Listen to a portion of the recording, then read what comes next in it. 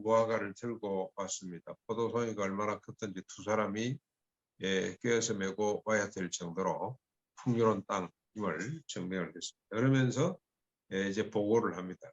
모세와 아론과 이스라엘 자손 회중 앞에서 40일 동안 정탐한 내용을 보고 하는데, 여러분 참 초미의 관심사였겠죠. 이제 우리가 들어갈 언약의 땅이 어떠한지, 그 땅의 지형이, 그 땅의 형편이, 그 땅의 강함이 어떠한지를 온 백성들이 지금 잔뜩 긴장해서 듣고 있는데, 많은 사람들 이 모세와 여호수아와 갈렙이라고 우리가 알고 있습니다만, 여기는 지금 오늘 여호수아는 본문에 등장하지 않습니다만, 갈렙을 제외한 모든 사람들이 동일하게 이야기를 합니다. 그 땅은 실로 젖과 꿀이 흐르는 땅이, 그 땅의 과일을 보거라. 그러나 그 땅 거주민은 강하고 성읍은 견고하다. 클 뿐만 아니라 우리가 거기서 아낙 자손을 보았는데, 남방에 거주하고 있고 헤릿, 여부스인, 아모리 이런 산지에 거주하고 가나안 이런 해변과 그리고 요단가에 거주하고 있다. 이렇게 이제 이야기를 합니다. 그랬더니 막 웅성웅성했겠죠. 크고 강하고 젖과 꿀이 흐르는 땅인데 도무지 우리가 상대할 수 없을 만큼 힘있는 부족들이구나 그러고 있는데, 갈렙이 백성들을 조용하게 하고 여러분 조용히 하십시오, 내 말을 들어보십시오 그런 뜻이겠죠. 갈렙의 보고는 너무 적극적이고 긍정적입니다. 우리가 지금이라도 올라가서 곧 올라가서 그 땅을 취하자, 능히 이기리라. 갈렙이 이렇게 말한 데는 뭐 근거가 있어야 되지 않겠습니까? 무슨 근거가 있습니까? 하나밖에 없어요. 하나님이 언약한 땅이다. 하나님이 약속한 땅이기 때문에 오늘이라도 올라가서 치면 우리 것이 될 수가 있다. 하나님이 언약한 땅은 과연 젖과 꿀이 흐르는 땅이다. 우리가 이 땅에서 복의 근원이 될 수가 있다. 치자라고 이야기를 합니다. 그랬더니 그와 함께 올라갔던 사람들이 말합니다. 우리는 능히 올라가서 그 백성을 치지 못할 것이다. 그들은 우리보다 강하다. 그리고 우리는 두루 돌아다니며 정탐한 땅을 그 주민들 그 주민을 삼키는 땅을 우리가 봤다. 거기서 본 모든 백성은 신장이 장대한 자들입니다. 네피림 후손인 아낙 자손은 거인같이 크고 거기에 비하면 우리는 스스로 보기에도 메뚜기 같다. 그들도 우리를 그렇게 생각할 것이다 라고 하는 아주 부정적인 이야기를 했습니다. 올라가 봐야 소용없다. 그 땅을 차지한다는 것은 말이 안 된다. 우리를 봐라, 우리 처지를 봐라, 뭐 그런 뜻이 이 속에 내포되어 있을 겁니다. 오합지졸이고 전쟁이라고는 치러보지를 못했고 종살이하다 나왔는데 무슨 힘으로 그 땅을 빼앗을 수가 있겠느냐 하고 현실에 좌절하고 있습니다. 우리가 결론은 잘 압니다만, 여러분,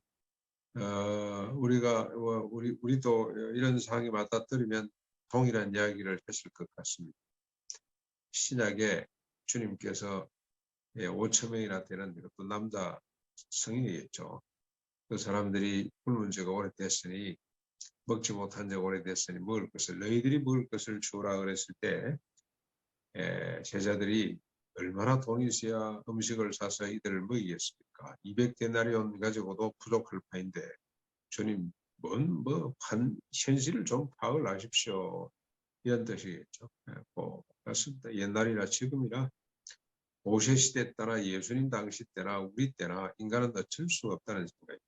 늘 비교하고 자신이 가진 것, 상대방이 가진 것 가지고 늘 서로 비교하고 우위를 따지고, 그래서 기뻐하기도 하고 좌절하기도 하고, 그게 인간이 교만해지기도 하고 완전히 그냥 시리에 빠지기도 하고. 그러나 오늘 이렇게 민수기를 이 내용을 바니아에서 있었던, 가데스에서 있었던 그 기사를 자세하게 다룬 이유가 어디에 있겠습니까? 우리에게 교훈하시기 위해서 이런 역사를 계속 여기에 빠짐없이 기록을 해서 우리로 하여금 깨닫도록 하는 거죠. 우리에게 주시는 교훈은 현실을 보지 말고 현상에 얽매이지 말고 그보다 더 중요한 그 너머에 있는 하나님의 언약이죠. 하나님의 약속, 하나님의 언약을 바라보거라. 그런 교훈을 주시기 위해서, 그런 메시지를 주시기 위해서 그곳에 자세히 기록을 했다고 생각합니다. 이 성경은 이야기죠. 율법 외에는 전부 다 이야기인데 이야기를 통해서 우리로 하여금 깨우치도록 하기 위함인데 늘 상황 논리에, 상황 윤리에 사로잡혀 있지 말고 상황이 어떠하든지 간에 하나님의 언약을 바라보도록 교훈하기 위해서. 네, 우리가 이걸 한 두 가지로 적용할 수 있을 것입니다. 가나안의 현실을 보면, 현재 상황을 보면 답이 없는 거죠. 뭐 하려고 우리가 이곳에서 이 짓 하고 있냐 하는 생각이 들 만큼 답이 없었고, 이걸 빚을 어떻게 우리가 탕감할 것이며, 어떻게 우리가 자립의 터전을 마련할 것인가. 우리 아이들 4명 들어와 있습니다만 이 아이들을 어떻게 할 것인가 답답하기 짝이 없습니다. 그러나 하나님의 약속이죠. 저는 김용기 장로에게 주신 하나님의 약속이 아닐까. 이 땅을 재단으로 만들 때 하나님께서 기뻐하시고 그들에게 주신 약속이 있을 것입니다. 이 땅을 통하여 하나님의 나라와 하나님의 의의 가치, 우리 교정에 붙어 있는 대로 너희는 먼저 그의 나라와 그의 의를 구하라. 그리하면 이 모든 것을 더해 주시겠다는 그 언약의 말씀. 우리가 해야 될 일은 하나님의 나라와 하나님의 의를 구하는 거죠. 하나님의 뜻, 하나님의 뜻. 하나님의 뜻이 뭡니까? 우리가 생육하고 원성해서 땅에 충만해지는 것. 근데 그 하나님의 뜻을 이루기 위해서 십자가 부활의 능력을 우리에게 부어주신 것. 십자가 부활의 능력은 다시는 자기 자신을 위해 살지 않고 오직 그리스도를 위해서 살도록 하는 힘이죠. 자기를 부인하고 십자가를 지는 힘.